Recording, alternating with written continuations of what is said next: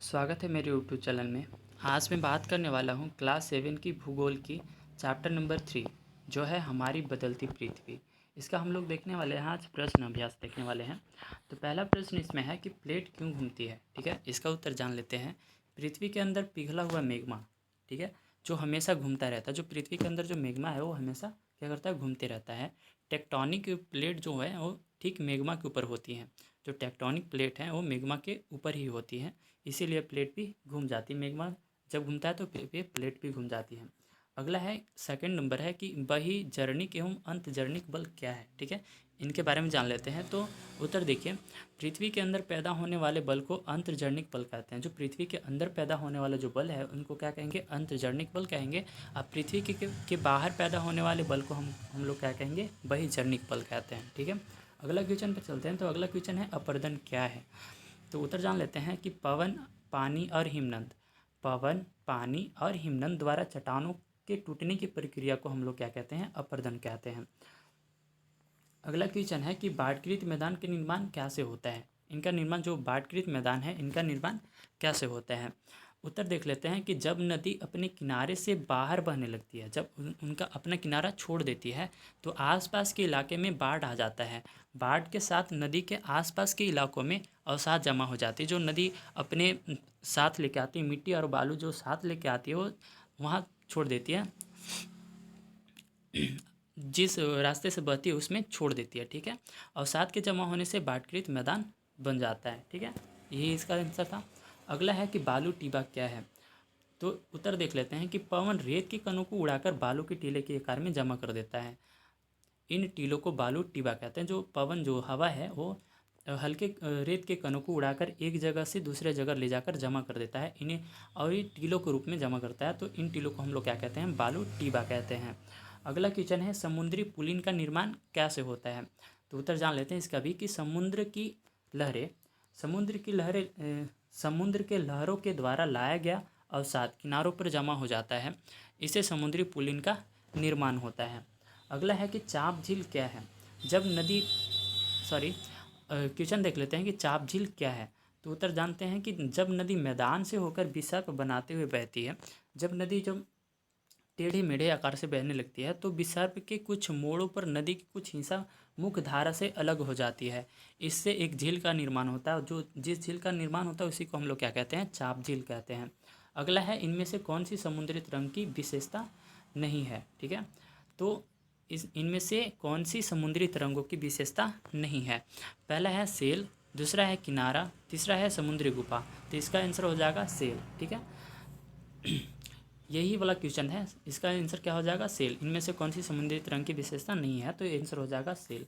आगे चले क्वेश्चन पे। तो आगे क्वेश्चन है कि हिमनद की निक्षेपण विशेषता बताइए। ठीक है, बाढ़कृत मैदान, पुलिन या हिमोड। तो क्या हो जाएगा, हिमनद की हिमोड है। ठीक है, अगला क्वेश्चन है कि पृथ्वी के असीमित गतियों के कारण कौन सी घटनाएं होती हैं। ठीक है, इनके जो अकस्मिक गतियाँ हैं पृथ्वी के, इनसे कौन सी घटना होती है, ज्वालामुखी की होती है, वक्लन की होती है कि बाढ़कृत मैदान की होती है। तो आंसर हो जाएगा इसका ज्वालामुखी की घटना होती है।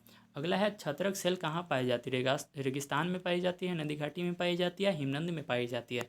तो छत्रक जो शैली होती है वह रेगिस्तान में पाई जाती है। अगला है कि चाप झील कहाँ पाई जाती है, हिमनद में पाई जाती है, नदी घाटी में पाई जाती है, रेगिस्तान में पाया जाता है। तो कहाँ हो जाएगा आंसर इसका, नदी घाटी में पाई जाती है। अगला है कि मिलान करना है ना, कॉलम ए को कॉलम बी के साथ मिलान करना है। तो इसका उत्तर देख लीजिए। पहला है हिमनद। ठीक है, हिमनद का जो हिमनद है वो कहाँ जाके मिल जाएगा, बर्फ की नदी में, यहाँ हो जाएगा हिमनद। ठीक है, आगे है कि विसर्प। ठीक है, सेकंड है विसर्प। विसर्प कहाँ हो जाएगा, विसर्प नदियाँ बनाती है ना, विसर्प नदियाँ बनाती हैं। अगला हो जाएगा पुलिन। ठीक है, अगर पुलिन की बात करें तो पुलिन क्या हो जाएगा, समुद्री तट।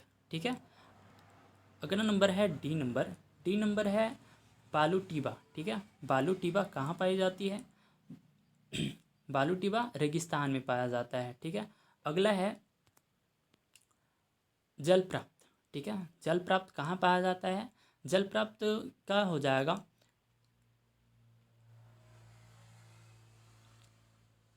कठोर संतर सेल, इसमें यही जो पानी काटकर बनाता है जो जल प्राप्त बनता है। ठीक है, अगला है एफ है भूकंप। ठीक है, भूकंप का हो जाएगा पृथ्वी का कंपन। ठीक है, तो आगे चलते हैं अगर क्वेश्चन पे, तो आगे है कारण बताइए। ठीक है, तो कुछ क्षेत्र क्वेश्चन है कुछ सेल छत्र के आकार के होते हैं, कारण बताइए किस कारण से होते हैं। तो उत्तर देख लेते हैं। रेगिस्तान में पवन किसी सेल के ऊपरी हिस्से की अपेक्षा निचले हिस्से को अधिक तेजी से काटती है। ठीक है, जो रेगिस्तान में जो हवा चलती है वो किसी सेल के ऊपरी हिस्से की अपेक्षा निचले हिस्से को अधिक तेजी से काटती है। इससे सेल का आकार छत्रक जैसा, मतलब छाता जैसा होता है ना, उसी टाइप का हो जाता है। यही कारण है कि जो कुछ सेल जो हैं छत्रक के आकार के होते हैं। ठीक है, अगला क्वेश्चन है कि बाढ़कृत मैदान बहुत उपजाऊ होता है। ठीक है, इसका कारण जानते हैं क्यों होता है उपजाऊ।